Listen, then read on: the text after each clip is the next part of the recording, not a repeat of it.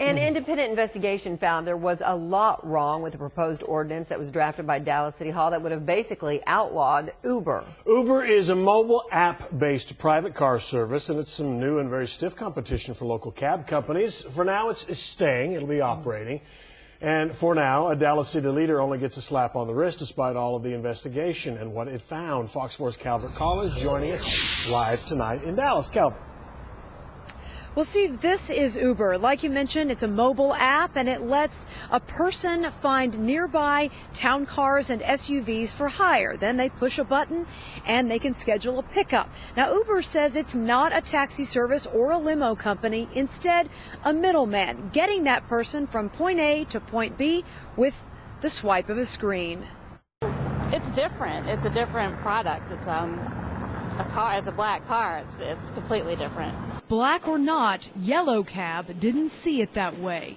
So the city launched an independent investigation after controversy surrounding a proposed ordinance. That investigation report says the powerful taxi cab company and longtime supporter of many city council campaigns pressured city officials to enforce the cab and limo laws to try to run Uber out of town. And it led to this conclusion. I did not hear of or discover any potential illegal or unethical activity or behavior that I believe should be investigated further. Dallas Mayor Mike Rawlings chalked the alleged bullying of Uber up to bad decision-making, but still called it an overreach for the interim city manager to put the proposed ordinance on an agenda that had no public discussion and that clearly benefited Yellow Cab. What's worse, the report claims city attorneys even drafted the measure based on Yellow Cab's lawyers' words. It's simply a middleman. It's like Travelocity or Expedia. Uber calls itself a technology company that contracts with licensed, permitted drivers and luxury car service companies to drive people around at a premium price.